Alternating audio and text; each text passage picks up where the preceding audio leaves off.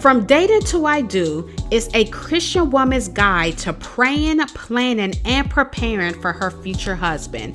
If you're a single woman, this book will help you stop feeling stuck and start living a more fulfilling life today. You'll date with integrity and self-respect in today's anything goes society. You'll position yourself to meet Mr. Right without looking desperate or compromising who you are. If you're ready to live the life that God has for you, and if you're ready to prepare for the next season of life, which is marriage, then this book is exactly what you've been looking for. It is available right now at Amazon.com.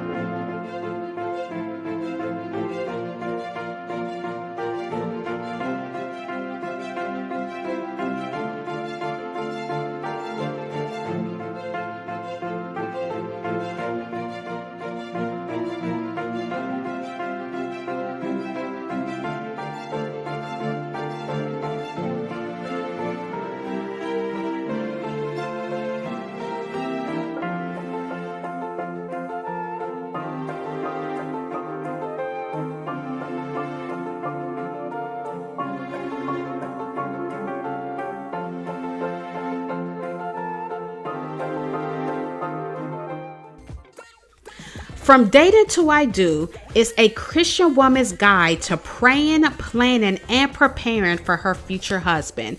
If you're a single woman, this book will help you stop feeling stuck and start living a more fulfilling life today. You'll date with integrity and self-respect in today's anything goes society. You'll position yourself to meet Mr. Right without looking desperate or compromising who you are. If you're ready to live the life that God has for you, and if you're ready to prepare for the next season of life, which is marriage, then this book is exactly what you've been looking for. It is available right now at Amazon.com.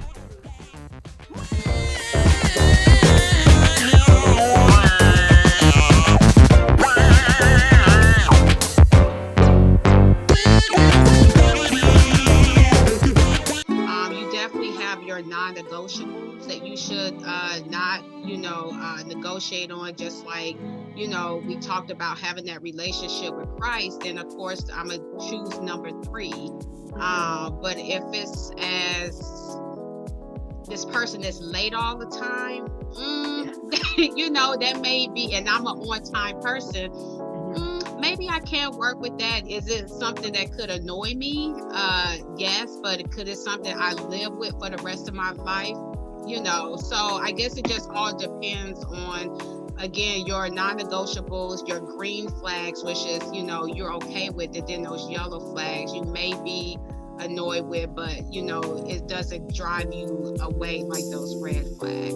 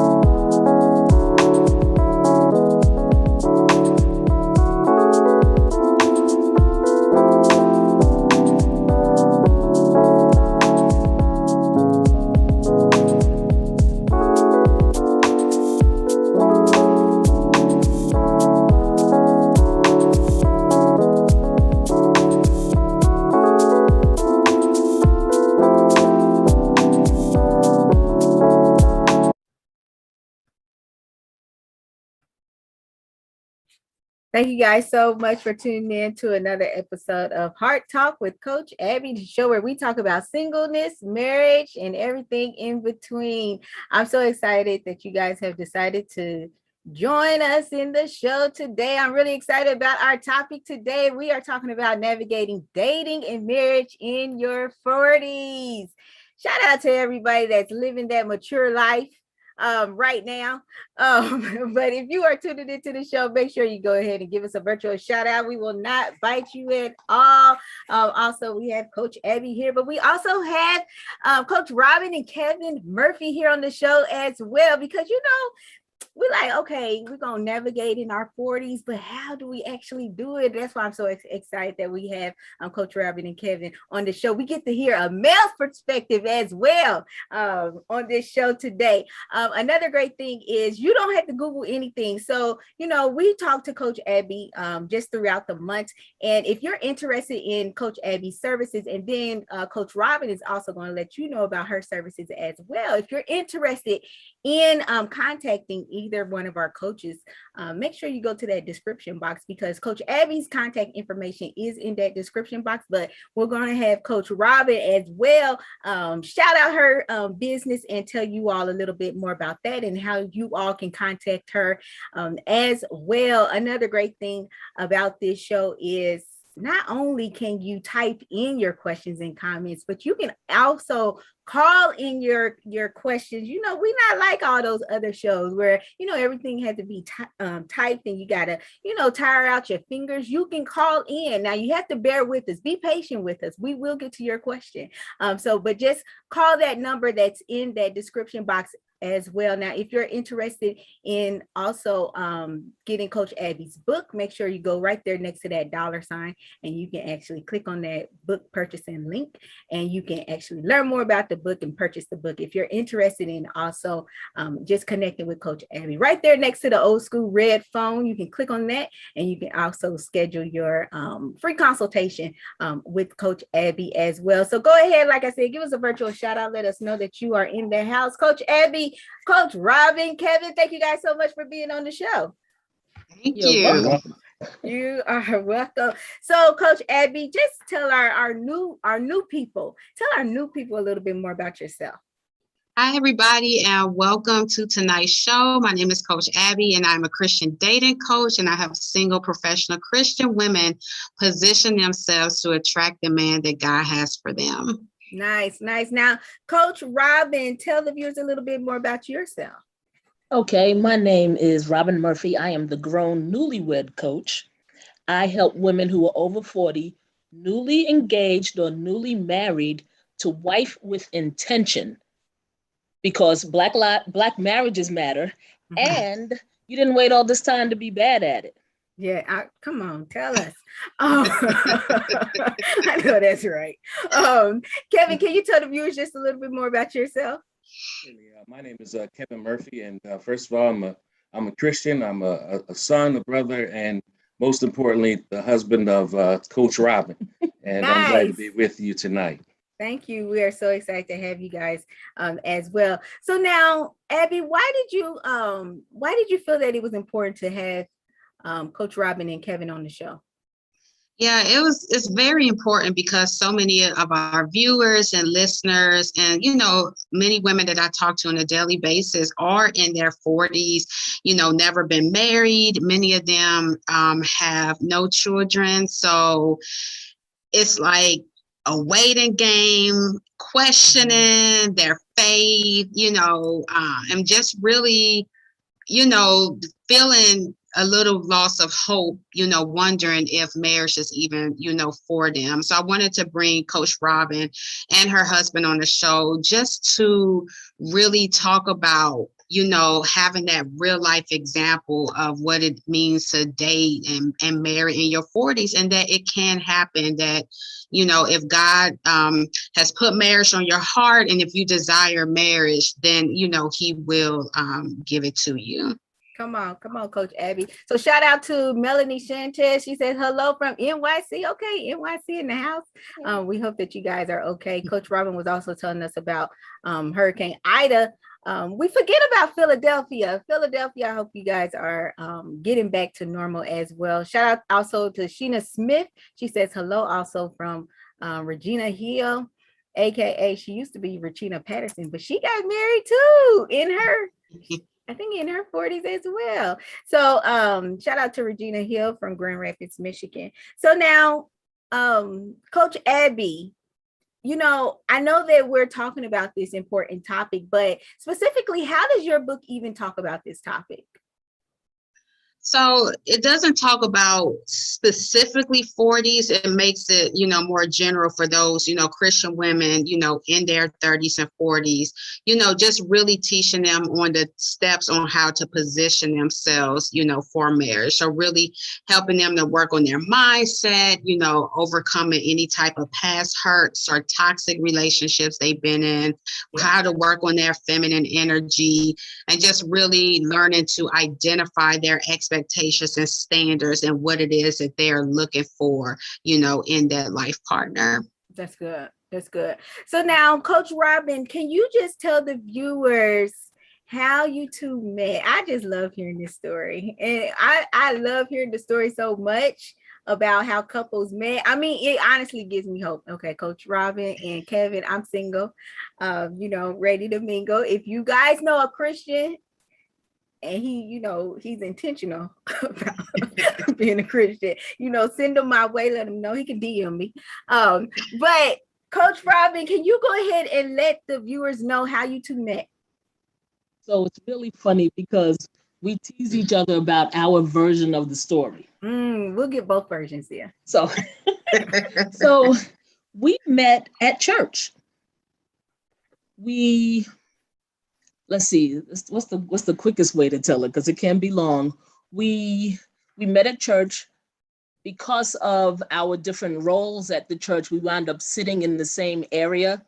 And so we sat next to each other for 4 weeks straight. Okay. And folks are like, ooh, and I was like, I don't know that man. Stop, what? We're just sitting next to each other at church. Well, then we became friends, and then let's see, 4 months later, we had our first date. We've been together ever since. We got engaged 7 months after that and got married 6 months after that. Wow. Okay. I'm just writing this down. So before I forget, Regina, Melanie, Sheena, and everybody else that's tuning in, don't forget to share this video so that more people will know about Coach Robyn and her services, as well as Coach Abby and her services as well. So now, Kevin, what's your version? Okay, well, my version is pretty much the same. We actually met in December of 2004 for the first time. I think it was actually then that Robyn noticed me first, and then we were reintroduced in January of 2005. Again, based on our roles at church, we ended up kind of sitting next to each other, and actually, I was competing to sit on the very end of the row. Because I have a knee issue, so I like to have my knee out so I can stretch it, but that's where Robyn normally sat. So it kind of became a fun thing about who got to church first and who got that seat. But that was January of 2005. And then, Robyn's birthday is in April. And unfortunately, I was on a trip to South Carolina at that time. And upon my return, there were still people kind of giving her belated happy birthdays. And, we had been talking, and to me, she was, extremely attractive. And so I said, this is time to make my move. And so I asked her if I could take her out to dinner to celebrate her birthday. And though we were late, we did go out to dinner on May 20th of 2005. And the rest is pretty much history. I proposed on December the 24th of 2005, and we were married on June 24th of 2006. I love that. Yeah. Thank you for the months and the years. So now, one of the things that I always hear people say is, one, from the man's side, I wouldn't approach a woman at church.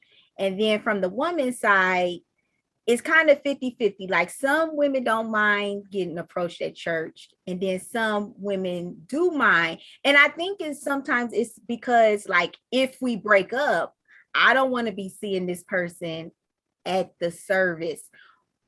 Why was that not your like mindset, Kevin, in pursuing Robyn? I think at the time, that wasn't my mindset, because I had finally kind of relinquished my will to God's will, and I was very intentional about saying, I'm going to follow your direction. Mm-hmm. And so every step of the way, even before I asked her out on her birthday, I really prayed about it, and I just felt at peace about asking her out. I had no reservation about being told no and still seeing each other, or if it went bad. I never even thought that far in the future to worry about that. I just kind of placed it in God's hands, and I just followed his direction. And once I finally did that, he revealed to me the woman that was for me. And so my advice to people is to be very prayerful about it. And to the brothers, the brothers should not be reluctant to ask someone out in church. But what you have to do is you have to allow yourself to be directed by God when doing so. And I think that helps. But what I mean, okay, I'm a Christian too, y'all. But that's kind of vague. Like, how does that actually look realistically when you prayed and ask God? Okay, God, should I even ask?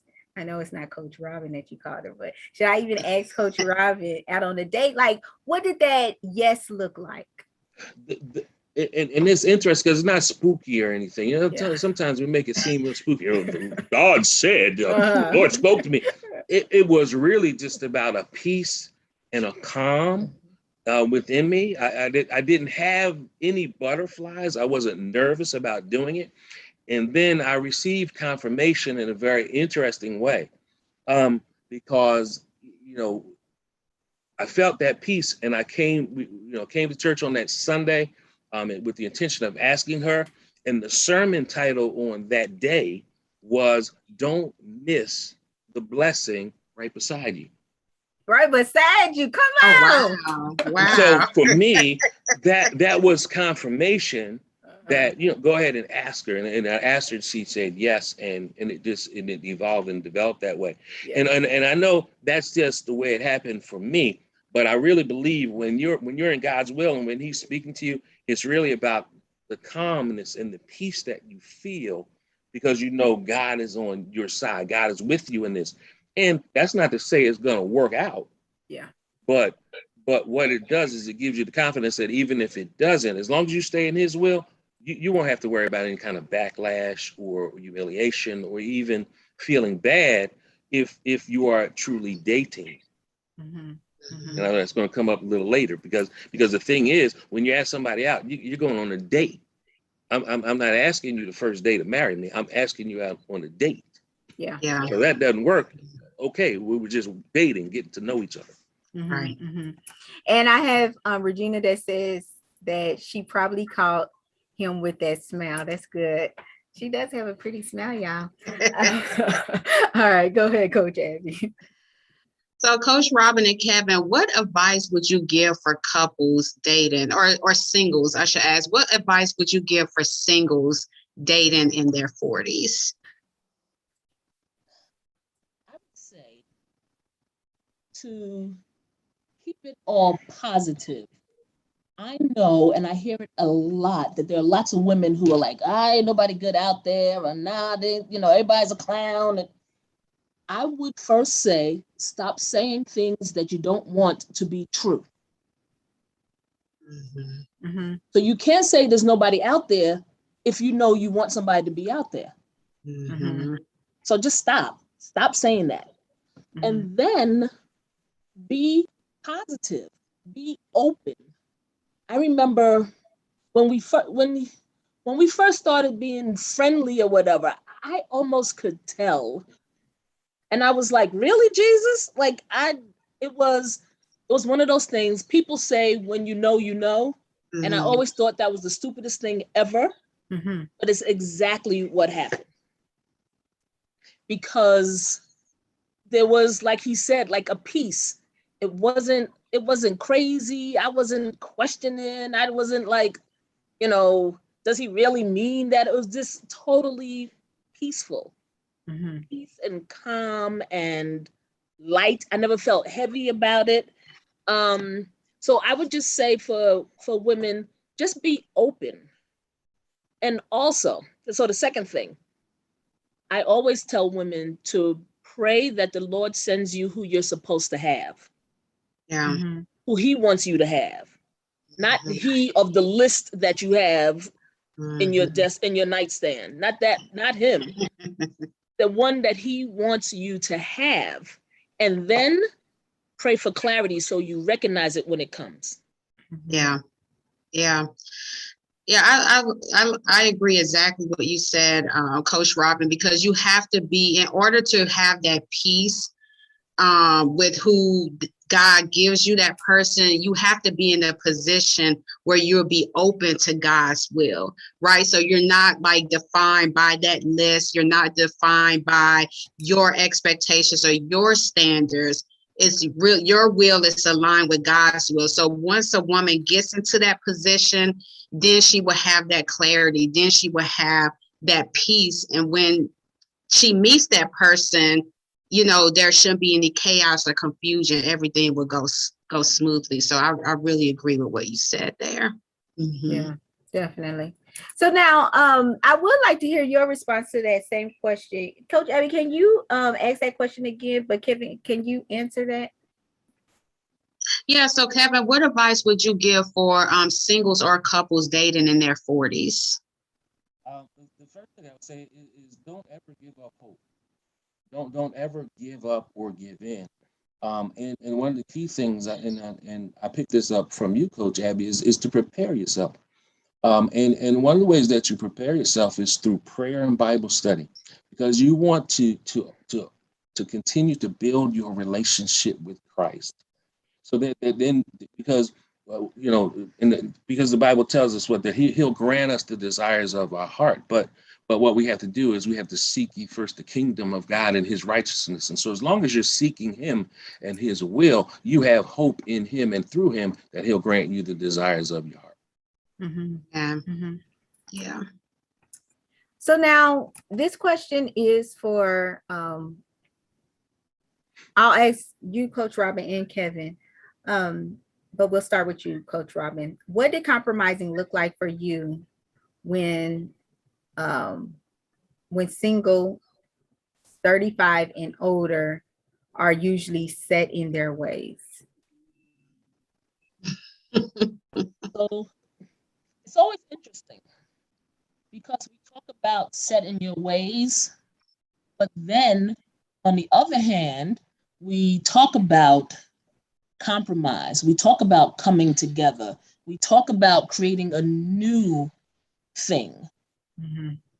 That can't live in the same place with I'm stuck in my ways. So you have to be ready to, I call it merging grownness. That can't happen if you're both being stubborn. That can't happen if you're being petty. That can't happen if you are not ready to actually do the work that it takes.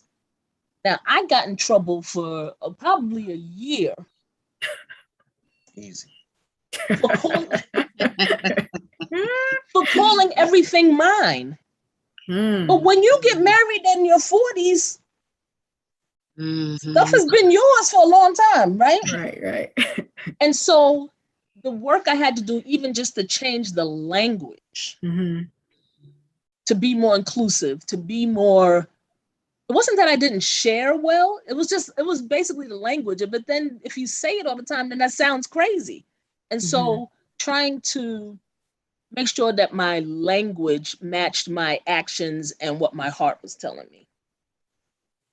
But I guess that will also put the burden of being honest with each other. So like if you're calling everything yours, then it's Kevin's responsibility to be like, Robyn, why are you always saying that? You know? So I feel like it's okay to have those discussions, you know, that might turn into maybe an argument. But Kevin, what about you? What did compromising look like for you when adults are usually set in their ways?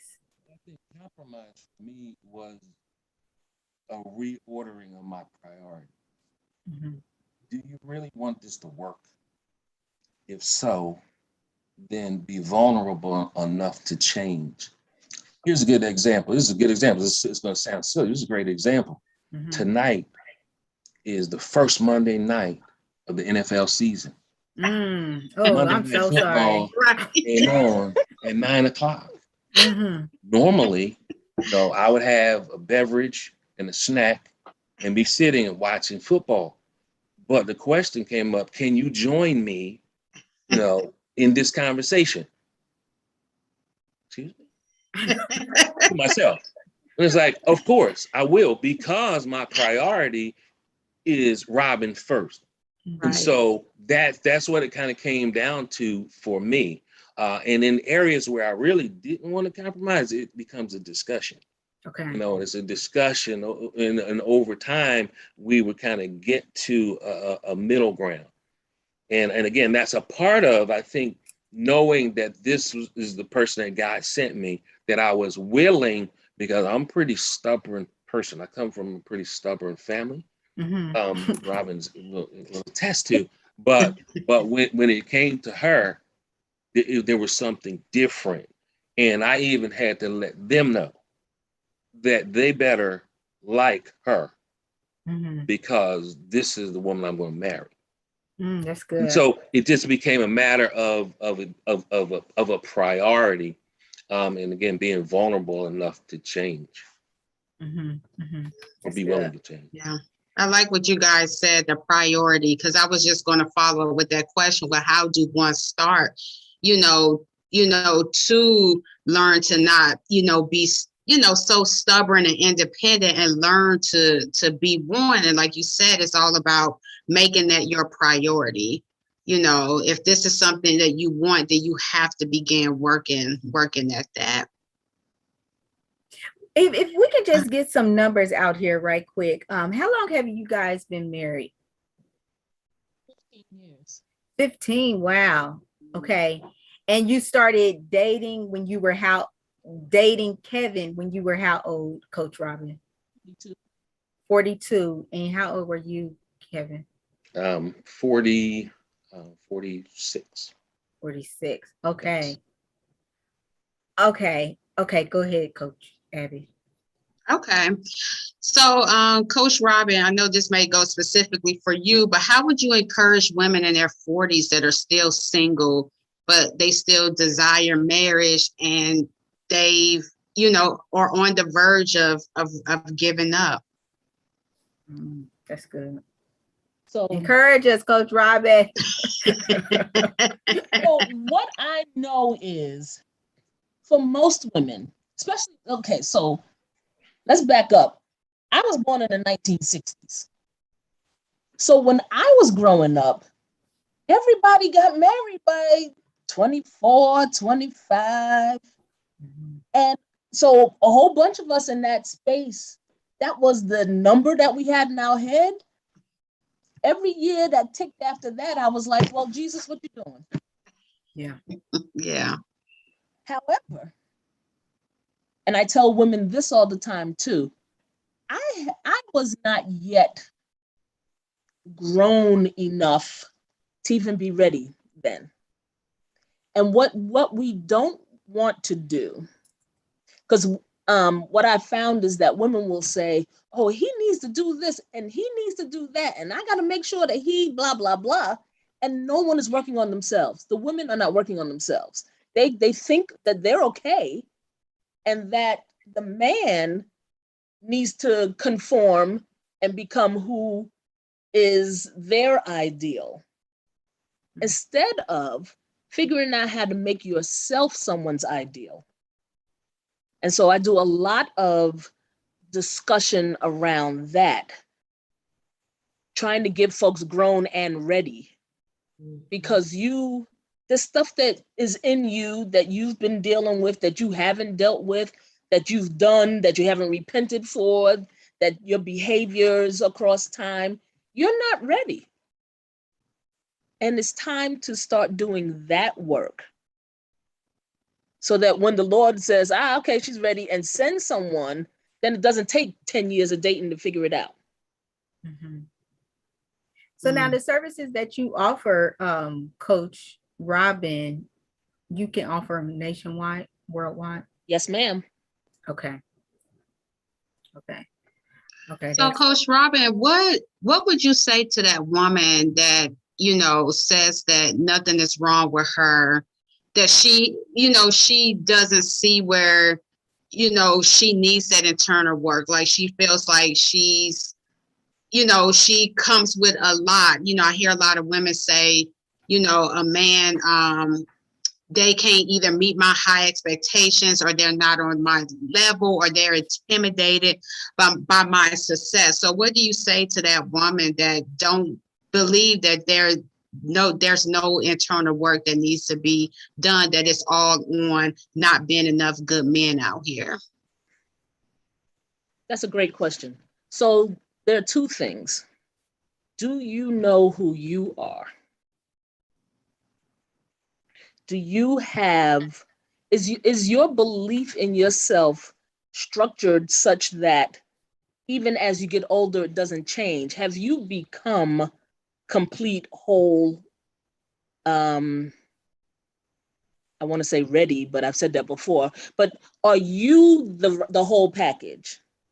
Mm-hmm. And then have you figured out what kind of wife you want to be? That's good. What does that look like? Are you going to be a submissive wife, or are you going to be the type of wife that's like, I don't mind speaking my mind? What did you mean by that part? So some of it is that, yes. How do you show up in a marriage? But I think for lots of us, and again, going back to the past generations, those of us who are in our 50s, in our 40s, we see the role of wife a particular way. Mm-hmm. And for some of us, that's the problem. I don't want to be that. I'm not going to do that. My mother did that. My grandmother did this. My auntie's marriage was this. Yeah. We don't give ourselves permission to become who we want to be the wife that we want to be. Mm-hmm. It doesn't have to look anything like that. It only has to look like what works for the two of you. Mm-hmm. And that's a piece that most people don't even think about. Yeah. Yeah. Yeah. So now I know that Coach Abby's book actually, really just tries to focus on building that foundation of that woman first before they just jump into that relationship as well. So are there any kids on, between you guys or on either side? So prior to us getting married, I had adopted as a single person. Unfortunately, the Lord called that child home before Kevin and I got together. Okay. But we also now have two grown young ladies that refer to us as mom and dad, that we pour into. And okay. Yeah. We have two daughters who we couldn't love anymore if they were our biological daughters, that have adopted us. We've adopted them. And so again, we sow into them, and we consider them our daughters. Can I say one thing? Because something came to mind about the question that you asked about being, are you going to be a woman that speaks your mind, or are you going to be submissive? And you kind of juxtapose the two of them. Uh-huh. But the real deal is that you have to be authentically who you are. Mm-hmm. And that communication is the key, and that you should always feel comfortable and be able to express yourself and say what you need to say, to any person that you're dating or a person you're in a relationship with, and ultimately whomever you marry. The submissive part comes in when, after having open, honest communication about an issue or about a situation, and the two of you just can't agree, that's where I always recommend that a woman will then submit to the solution that her husband or has suggested. All right, and then though, if it doesn't go right, the man has to be man enough and willing to come back and say, I was wrong, we should have done it your way. Mm-hmm. The reason I feel very comfortable even talking about submission is because when you really read through the scriptures related to it, I believe that women will be willing to submit to a man that meets the requirement that's set out in the scripture. It Right. says that a man has to be willing to die for his wife, just like Christ died for the church. And if your wife knows that you will die for her at any second, Yeah. when you get to an impasse, she'll be willing to say, okay, we'll try it your way. Mm-hmm. But then again, a man has to be able to come back and say, and I've had to do it several times, Mm-hmm. we really should have done it your way. But we avoid that by talking about everything. You really have to be open and honest. And you have to be that woman, you have to be that man that says what you're thinking and be honest about it. Mm-hmm. And that's where the strength really is. The strength is in being vulnerable enough just to be yourself. Right. Mm. Right. And if that person can't deal with it, it's probably not the person for you. Right.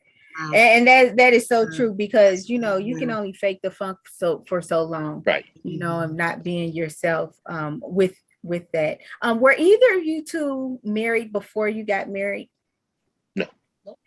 So I know that sometimes, as we get older, the question pops up into our mind, and the question from friends and family is, especially if we haven't been married yet, what's wrong with that person? How did you look at that? We'll ask you, we'll talk to you, Coach Robyn, first, and then you, Kevin. But how did you get over that maybe stumbling block for yourself when saying, okay, well, maybe it really isn't anything wrong with him or her?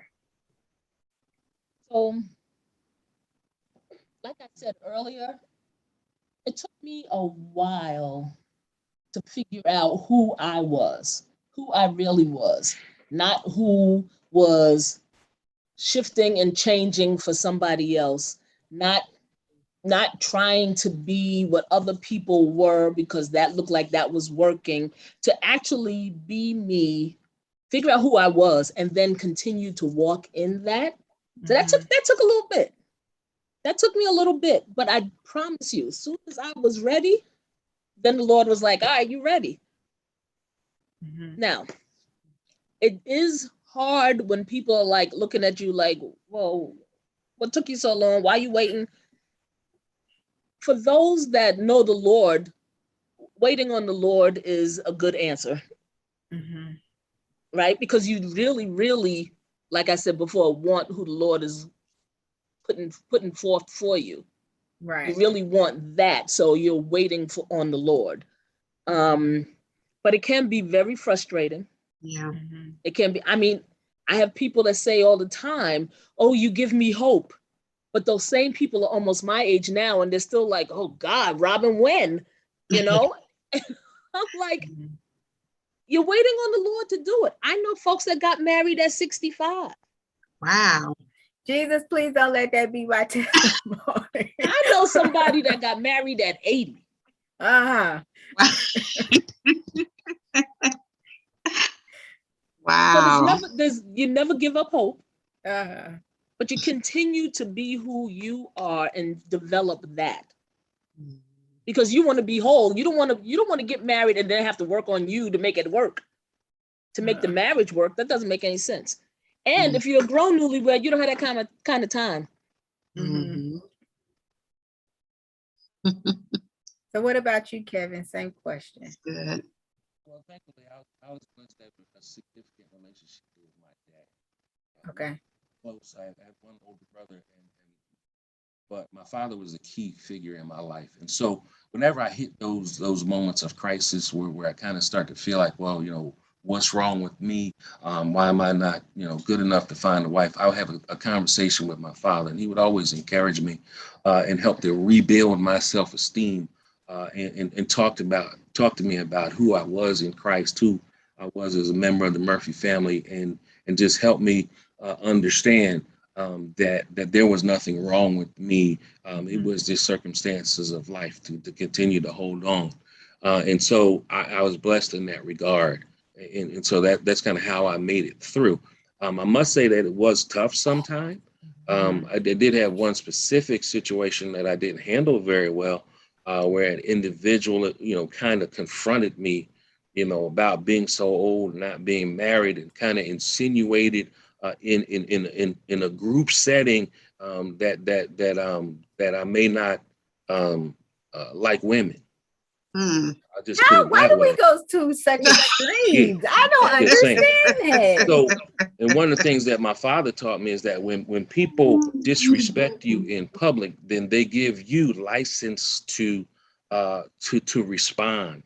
And so my response wasn't great. And I basically said, well, do me a favor, just leave me in a room with your sister for a couple of hours and she'll tell you whether or not I like women or not. And so I probably shouldn't handle it that way because he was very embarrassed in the group setting. But since he opened the door, I kind of had to close it.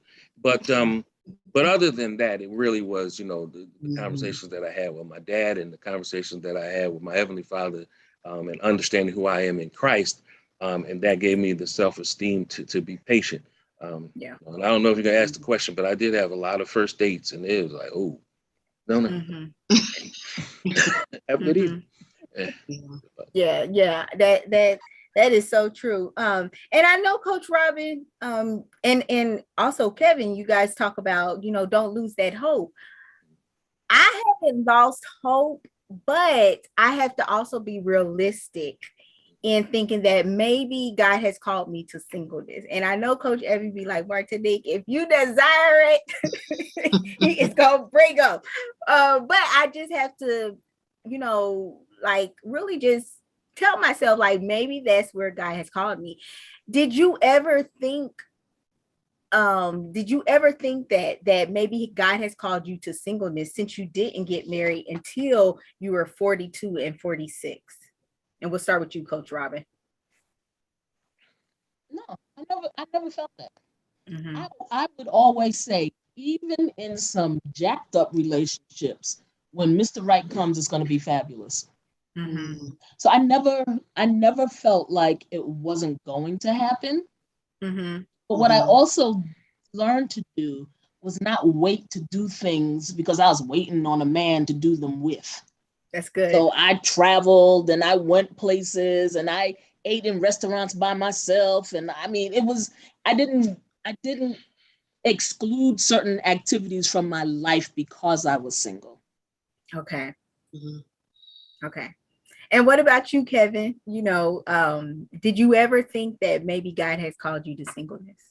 Yeah, absolutely.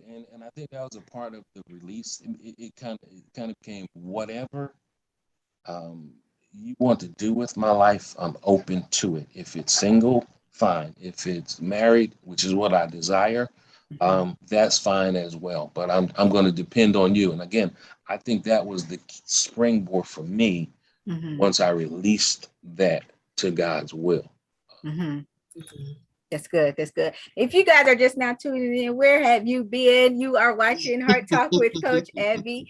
We're actually talking to Kevin Murphy as well as Coach Robyn. They're talking to us about navigating dating and marriage in your 40s. If you have any questions, make sure you post your questions in the comment field. You can be tuning in from Everything Authors, Martinique Y.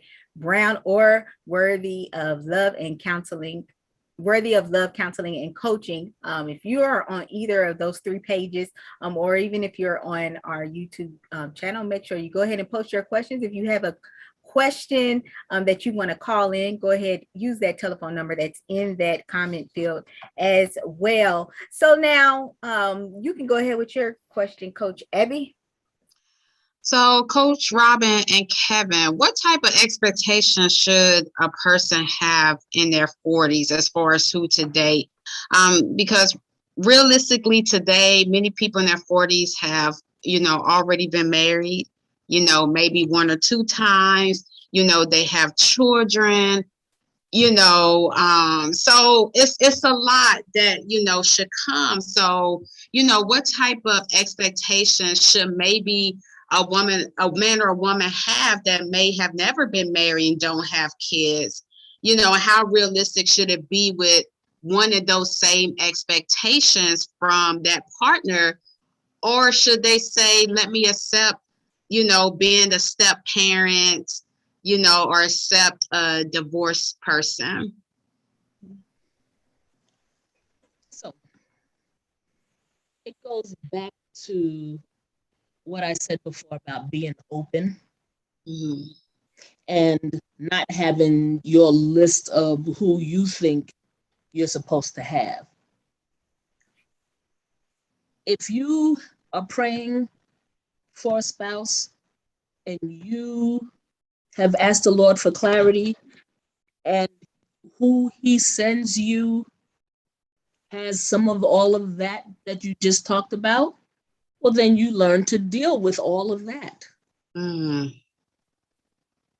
other thing I know is, how the Bible talks about the two become one and they leave their parents and cleave to each other. Once you hit a certain age and you've lived a certain life experience, the leave and cleave includes your children and your grandchildren. Yeah. And folks aren't always ready for that. Yeah. But you're still in a Christian marriage. And it's still about the two of you first. And you just have to figure the rest of it out. But I don't think it makes sense to exclude folks who have kids or exclude folks who were married before. Yeah. Every marriage is different.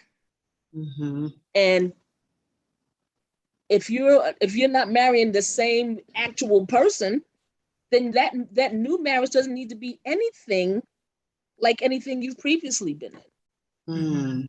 It's a different person. You should not expect it to be the same, good or bad. Yeah. Well, that's good. Coach Robyn, I know that you were saying that you always had that hope, and did you ever have to reevaluate your non-negotiables? Because, like many of us be thinking that's closer to our 40s, in our 40s, time is ticking. Look, Martinique, maybe you need to take about 2 non-negotiables off. Just 2? maybe it'd be 5 when I hit 45. So, like everyone else, I had a list. But as I got older, I recognized that list didn't really mean anything. It just didn't. And I also came to realize that if this is what I was desiring, that the Lord was going to send who I really am supposed to have. And if who I'm supposed to have is, I don't know, something opposite of something that was on my list, that's what he wants me to have. You didn't make your list with God. You made that list by yourself. Yeah. Right? You didn't ask him about the list. So the list isn't really valid at this point. It probably never was, but I'm going to let you have it in your younger years. But you get to the point where the list is no longer valid. Yeah. But was that different? Oh, go ahead, Coach Abby. Oh, okay. I'm sorry. I was going to ask, when does that list become invalid? Because so many, women hold on to those expectations. When does it become invalid? Like, how do they know that that they need to relinquish that list over to Christ? So I believe that over time, as you mature as a person, and remember I said we're going to work on ourselves, and you mature as a person, if one of the things on your list is he must make 6 figures, and you're in your 40s and you already making your own 6 figures, what do you care about his 6 figures? Together, you're still gonna have 6 figures. So stuff like that. I mean, things that really are for real, not deal breakers. Right? Things that can change. He may not make 6 figures today, but next year with the two of you, whatever, he may get to that point. But what is a practical thing to say that you desire when it comes to finances? Is it, in my mind, I desire somebody that does not mind working and has a good work ethic. You know, should it more so be like that as opposed to saying, okay, they must make, you know, at least 50,000 and up, instead of putting that type of numerical quantity on it? I think that reshaping and that reframing makes perfect sense. But then this is the thing: as you get older, the Lord may put you with somebody retired. Well, they get benefits. Right, but does he have to work hard? I mean, you want him to get a second job just because? Right. I mean, look, I know what retirees get. Even if the work is at home, even if the work is on your relationship and making sure that your wife is happy, the man still has to work on his intellect. He still has to work on his emotions and himself. You know, so it may not be going to work because the pension is coming, the Social Security is coming in, or maybe have a side part-time job that takes you to the maximum, but you still maintain that work ethic when it comes to your relationship and when it comes to life and when it comes to serving God, because there's no retirement in the kingdom. So you don't want somebody who's lazy and just gonna sit on the couch all the time. You want someone who's working, or maybe if you're not retired yet, they take on the role of, I'm going to make sure the house is clean. I'm going to make sure dinner is done when you get home. All of that is working. It may not be employment. So I just wanted to kind of make that kind of distinction. And I really appreciate what you said about you're not looking for a specific number or situation, but you're looking for a person who has a strong work ethic, who's willing to work, who has a job. If they don't have a job right now, they're looking for a job. They're open to you helping them find a job. They're not jealous that you make what you make and you are who you are. There's always that kind of assessment that goes on to make sure that the person that you're with respects you for who you are. All right. But then they are respectable. And even if you have a list, pray the list. Pray for discernment around each item on the list. And that's how you'll know whether or not it's a negotiable or not, or a non-negotiable. We know there's some non-negotiables. We are looking for a man who loves Jesus just like I do, and who is not jealous because I love Jesus. And you want a man who has the same habits around church and around ministry and things of that nature, and who will study the Bible and pray with you. Certain stuff like that is non-negotiable. The rest of it, between the two of you, can probably work it out. You can work it out. And you want somebody who will support your dreams. You want somebody who will stand by you, who will push you, who will help you. For instance, Robyn, she had a full-time job when we first got married, and then she came and said, "I'm quitting." You what? No, she wasn't quitting. She was going part-time. She was going to change the part-time because she wanted to start to develop her own businesses. Okay. And so I had to pause, because I've learned how to do that, to pause and to pray about it. But the response was, whatever you want to do, we'll make it work. Okay. Because I knew she would do the same for me, and has done the same for me, in terms of my work. And I didn't mention it before, but I am full-time clergy. And I was a pastor of missions and evangelism for about 12 years. And that Okay. caused me to have to travel to Kenya, to South Africa, to Nicaragua, Mm. to other places around the world.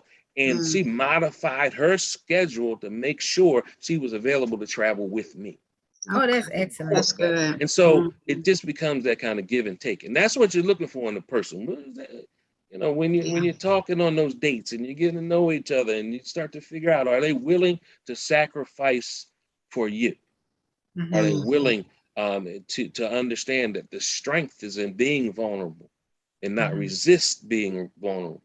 That it takes more strength to be vulnerable, and that's the kind of man that you really want. And I must say, and I know time is getting short, but I must say to you, Sis Martinique, don't give up hope, because I know in my heart that there are men out there that need you I know they need me. just because of what you bring I to the need them table. too. I'm just saying. So don't give up hope, and yeah, be open to it when God sends it. Yeah. Thank you so much for that encouragement. I know that you did give us a rundown of you all's relationship. Just tell us, Kevin, just about, it doesn't take, sometimes it does not take a man that long to figure out if this is the person that God has brought you. Mm-hmm. Yeah, and I do believe that our relationship was kind of anomaly, and it was kind of quick, but I believe it was this because there were two people who were finally ready, and the Lord brought us together, and we both recognized it. Um, I can't say that there's a specific time limit, but it shouldn't take 4 years to figure out whether there's a future. You have to go through, and I know you guys have talked about this, but you have to go through the process of dating and getting to know one another, and then hopefully having a conversation that says we are going to now exclusively date. Mm-hmm. So we get to know each other even better. And then a part of that exclusive dating is the assessment as to whether or not there's a future beyond that. Mm-hmm. And that's where it really takes two people to be open and honest with each other about that. And then being strong enough to say, well, you know what? Our end goals are not compatible. Mm-hmm. So we have to split. Yeah. Or our end goals may be compatible. Let's continue to get to know one another. Mm-hmm. Mm-hmm. So I can't put a specific time frame on it, but Mm-hmm. prayerfully, I believe the Holy Spirit will let you know when it's time to go, if it's time to go. What we can't do is ignore it. And I Okay. think in a lot of cases, people ignore it and Okay. stay. Yeah. And I think that that's one of the sad things about it is kind of like, especially I know that in my situation, I was single for so long, and then this guy came along and we were interested in each other, but deep down I knew that he wasn't the person God sent to me. And I was like, Jesus, he here. You know, I've been single for 12 years. We gonna keep this thing going until you change your mind, Jesus. But you know, I think that sometimes women and men, we can become desperate and we can just settle for what God really doesn't want for us as well. So go ahead, Coach Addie, with your next question.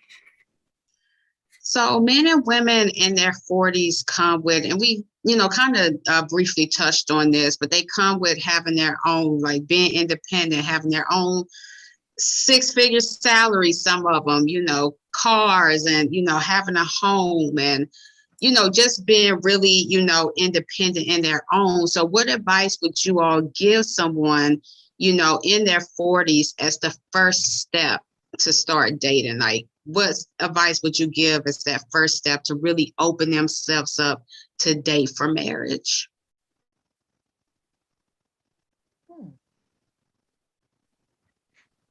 So you're absolutely right about the Noah's Ark stuff.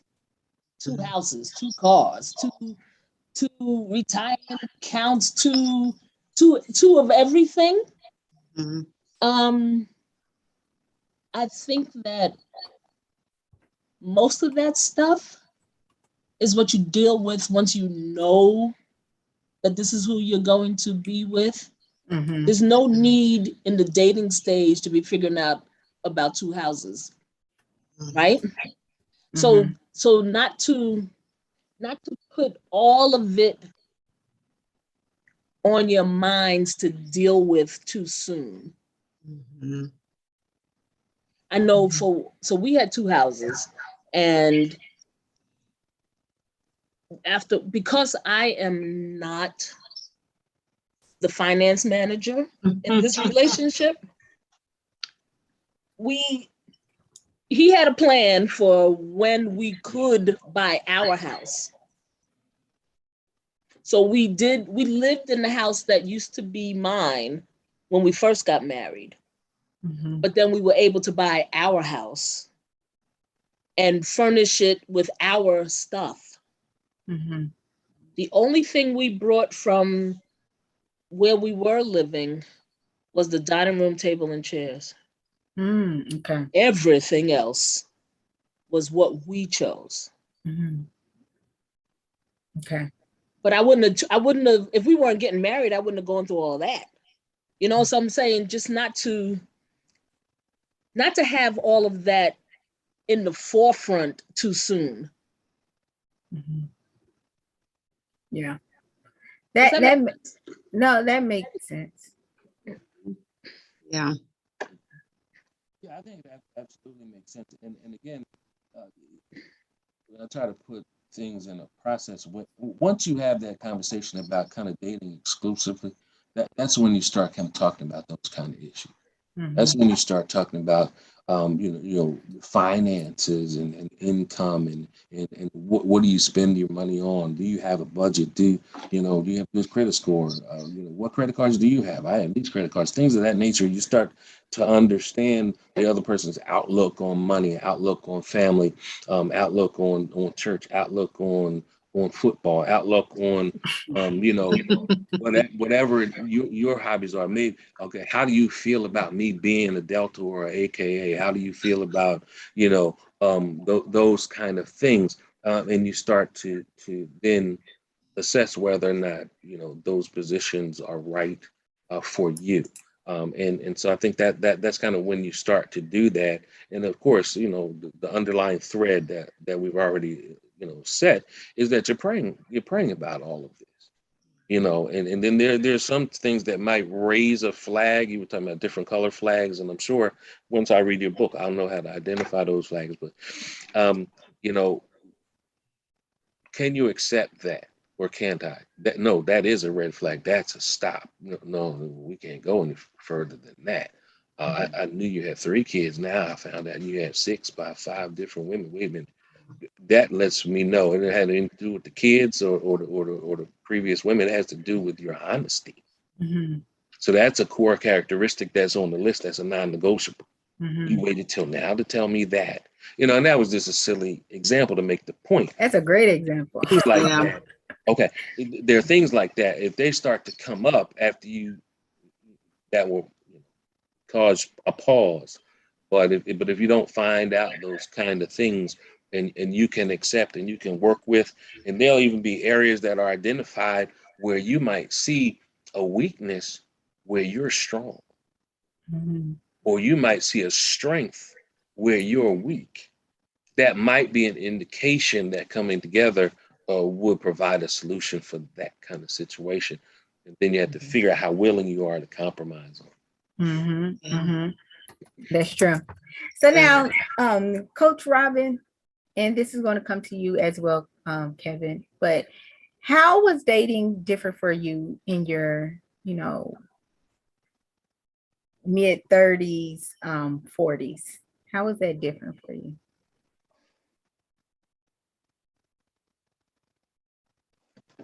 so?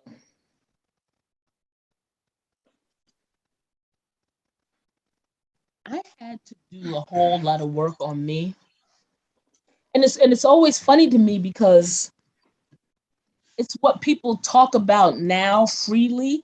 I recognize in retrospect that I had to work on my self-esteem because I was allowing stuff that should not have been allowed, to put it in a global. Mhm. So in my 30s, in the quest to be in a relationship, I was in wrong relationship.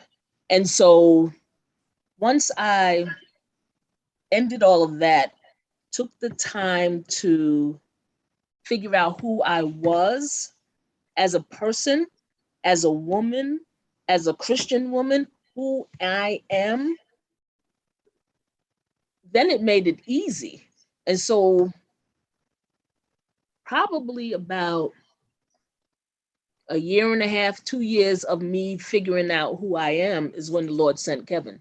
So I didn't have great dating habits previously, but I knew this was heaven sent and there was a different way to deal with it. Mm-hmm. Okay. I know that we talked about, you know, because the majority of our audience is women. I know that we talked about, you know, the woman first focusing on their self-building and, you know, becoming secure in who they are and things like that, and knowing who Christ has created them to be and things like that. Kevin, can you talk to us about your perspective as a male and what that looks like when being with somebody that is coming into who they are or still doing that groundwork of who they're becoming? How does that look for you as a male? And I'm more so looking for, should I, as a woman that's still working on herself, what those characteristics would look like from a male that I would probably say like, man, he's a good guy because he is still willing to accept me as I'm still growing. Like, what did that look like for you? Well, I think that's an excellent question, because I talk to so many men, so many brothers that are sometimes intimidated by you and by the group of women that are joining us tonight, because you are so successful and because you are striving and working toward your goals, and you are pursuing your dreams, and that can become intimidating. Um, but but I also try to tell folks that real men, that's the kind of woman that you should be looking for. Mm-hmm. That's the kind of partner you should be looking for, because when she becomes your partner, she's going to help you strive for your goals. She's going to get in this with you and support you and bring that same energy to what you're trying to do. And that's why, you know, what I say to the brothers, say, but they're, you know, they're too intimidating. They make more money than I do. They, you know, they have better jobs than I do. And I said, so what? Who told you that was a problem? Mm-hmm. Well, you know, so and so told me, or my dad told me that you never should marry somebody who makes more money than you. Well, it's going to become both of your money. So the total belongs to both of you. And you have to help the brothers change, women help the brothers change their perspective on what being in a relationship with you is going to be. You that you will elevate them to the same level, to a high priority. Okay. um but at the same time, you're not going to reduce yourself. You're not going to hold yourself back. You're going to keep running, but you know, I'm going to help you run right next to me, and I'm going to help you get to where you're trying to get just as much as I need you to help me get to where I'm going to. And so that the brothers will understand that there's mutual benefit in this.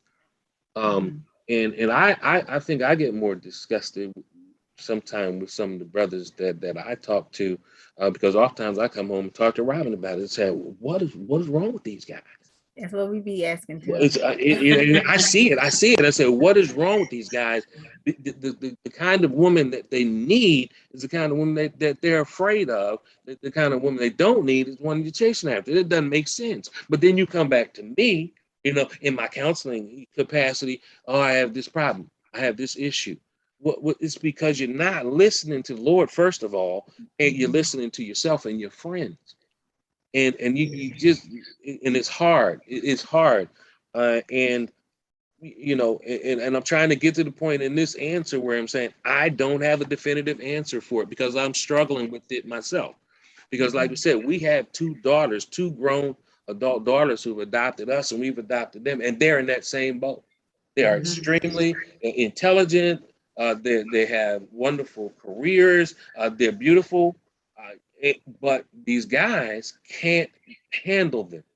Yeah. And, and I have to help them sometimes say, look, sometimes you got to let them know you handle a bull. But you're not going to sacrifice who you are. Yeah. And who you've developed yourself into with the help of the Lord to please them.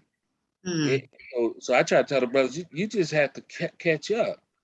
And the way that you catch up is not necessarily by metrics. It's by what's your motivation, what's your work ethic, how caring and compassionate are you? How supportive are you of her dreams and hopes and wishes and aspirations? Are you willing to push her, even if you push her farther ahead of you by the world's standards? That's okay,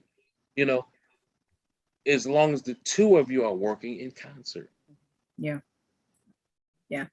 I feel that when you say we should change their perspective of us, I mean, I feel like I can have that conversation with him. Like, look, I'm a team player. I'm gonna help you out, but it's only so much trying to convince you I can do. Right. You have to just believe me at my word. Take that risk with me. But Coach Robyn, before you go, can you tell us just a little bit more about your company, and also tell our viewers how to get in touch with you? Okay, so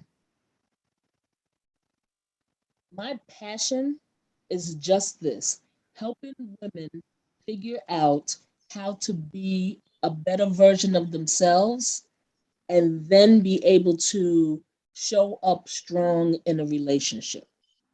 And so my coaching practice is about building up yourself, deciding what kind of wife you want to be, and then what do I need to do to be that wife in a successful grown marriage.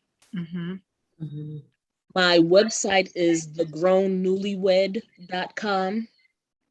Okay. My Facebook group is The Grown Newlywed. My IG page is The Grown Newlywed. Okay. Did y'all get that, viewers? Thegrovnnewlywed.com is where you want to go to. Do you have any type of free consultations or anything that people Absolutely. The Acuity link is there on the site. I call it a virtual visit. You can book some time. We can talk. You can figure out if we are a good fit. If you'd like to go further and continue to have conversations with me. I love doing group coaching as well. So if I can get 6 of you together, we can make that happen as well. So now I know that you two are Christians. Does the woman that utilize your service, do they need to be a Christian as well? They don't need to be, no, but they need to understand that that's what my basis is. Okay. Because I'm going to throw some scripture in there and, so if they're fine with that, I'm fine. And you guys,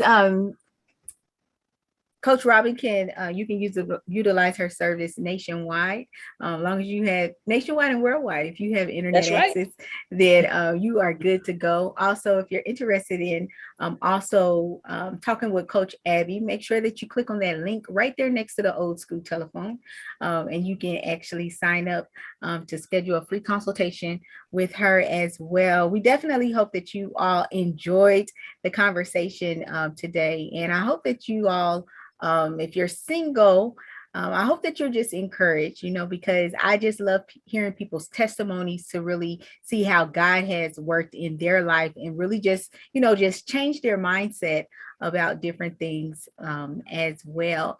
Another thing is, if you're interested in, learning a little bit more about those different color flags that Kevin had mentioned, as well as really just learning how to develop yourself, make sure you click on that link that's next to that $sign, and you can actually read the book summary of Coach Abby's book. We definitely hope that you guys have a great remainder of the night. Continue to share this video so that more people will know about Coach Robyn as well as Coach Abby and both of their services as well. And then they can also be encouraged by this episode. It was so good, y'all.